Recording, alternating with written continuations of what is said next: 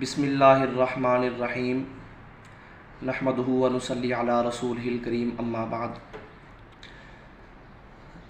ان دنوں کے اندر social media پر YouTube, face بک وغیرہ پر ایک بہت بحث چل رہی ہے انجینئر محمد علی مرزا صاحب کے متعلق، ان کے عقائد اور بیان کردہ مسائل کے حوالے سے، اور بہت سے علماء حضرات بھی جو ہے ان کی تردید کر رہے ہیں، ان کے بیان کردہ عقائد اور مسائل کی تردید کر رہے ہیں۔ اب جو آج میں نے یہ ویڈیو بنانے کا مقصد اور کلپ ریکارڈ کروانے کا مقصد یہ ہے کہ ہم اپنا پیغام جو ہے یہ انجینئر محمد علی مرزا صاحب تک پہنچانا چاہتے ہیں۔ بڑے ادب سے ہم نام لے رہے ہیں، صرف ان سے مشورہ یہ ان کو دینا ہے کہ اصل میں یہ سارے جو ماحول اور فضا جو خراب ہو گئی ہے، اس کی وجہ کیا ہے؟ اس کی وجہ بالکل یہ نہیں ہے کہ جناب علماء کو اس بات سے تنگی ہے کہ آپ دین کی بات کیوں کرتے ہیں۔ اس بات سے بالکل تنگی نہیں ہے علماء کو، پہلے بھی حضرات کرتے تھے، ہر مسلک کے علماء کرتے ہیں، پہلے بھی کرتے تھے، کرتے ہیں اور کرتے رہیں گے۔ اس چیز سے کسی کو کوئی مسئلہ نہیں ہے۔ مسئلہ صرف اور صرف اس بات سے بھی ہوتا ہے کہ جب لہجے کے اندر فرق آتا ہے۔ دیکھیں، جب بھی انبیاء علیہ السلام کے متعلق گفتگو کرنی ہو، صحابہ اکرام رضوان اللہ علیہم اجمعین کے متعلق گفتگو کرنی ہو، اللہ کے ولیوں کے متعلق گفتگو کرنی ہو، تو لہجہ انتہائی محتاط ہونا چاہیے۔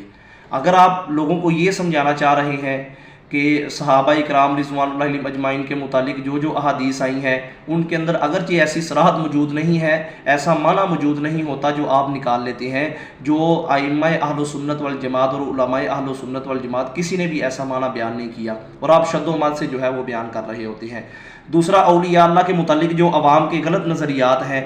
جو وہ غلط نظریات رکھتے ہیں، آپ ان کی تردید کرتے کرتے اولیاء اللہ کی توہین بھی کر دیتے ہیں، حالانکہ وہ تو اللہ کے برگزیدہ نیک بندے تھے، انہوں نے ساری زندگی عبادت میں گزاری، اللہ کے حکموں کی تابعداری کرتے ہوئے نبی علیہ الصلوۃ والسلام کی مبارک سنت کے مطابق انہوں نے زندگی گزاری ہے،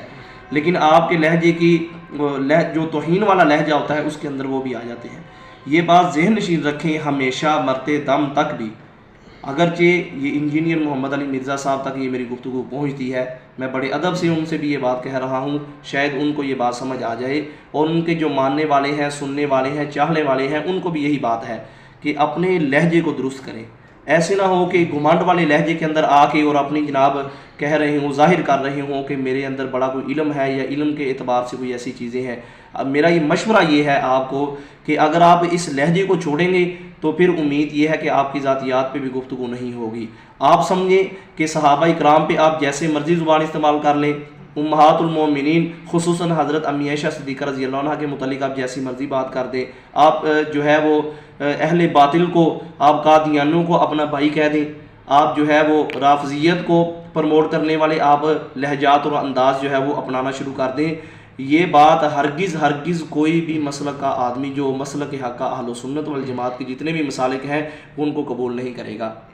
اور آپ کی ذات پہ بھی وہ بحث کریں گے۔ اس لیے میرا مشورہ آپ کی خدمت میں یہ ہے کہ آپ اپنے لہجے کے اندر کچھ، اپنی گفتار کے اندر، اپنے الفاظ کے اندر آپ کچھ بہتری لائیں۔ آپ کو اختلاف ہے، آپ کو اشکال ہے، اعتراض ہے، اس کا ایک تو حل یہ ہے کہ آپ مثبت انداز میں اچھے لہجے کے ساتھ اس کو پیش کریں۔ دوسرا یہ ہے کہ جب اس کا جواب آ جائے تو اس کو تسلیم کریں، اپنی رائے کو حرف آخر مت سمجھیں کہ جو میں کہہ رہا ہوں وہی بات ہے۔ اور تیسری اور آخری بات یہ ہے کہ جب اشکال آپ کا پھر بھی حل نہیں ہوتا، پھر علماء کے جو ہے وہ چیلنجز کے مطابق اور آپ کے اپنے چیلنجز کے مطابق جو قبول کیے گئے ہیں علماء کی طرف سے، آپ ان کے ساتھ گفتگو کریں، پھر میدان میں آئیں اور اپنے موقف کو آپ ثابت کریں۔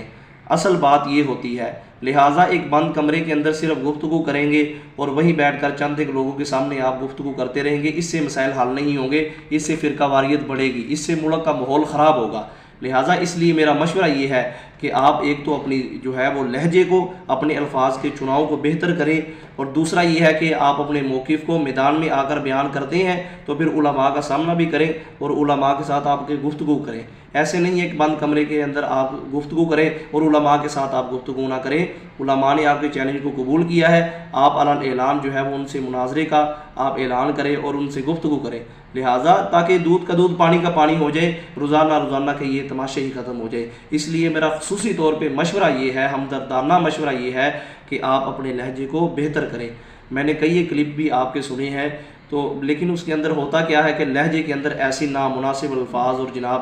ایسے آپ بڑھاس نکال رہے ہوتے ہیں. اس کے علاوہ اور بھی مسائل ہیں جو آپ بیان کرتے ہیں, اس کے علاوہ اور بھی چیزیں ہیں. اس لیے خصوصی طور پہ اس بات کا اہتمام کریں کہ اپنے لہجے کے اندر بہتری لائیں. یہ میرا آپ کو ہمدردانہ اور برادرانہ مشورہ یہ ہے. اللہ رب العزت صحیح سمجھ عطا فرمائے. وآخر دعوانا ان الحمدللہ رب العالمین. حسبي ربي جل الله ما في قلبي غير الله نور محمد صلى الله لا إله إلا الله.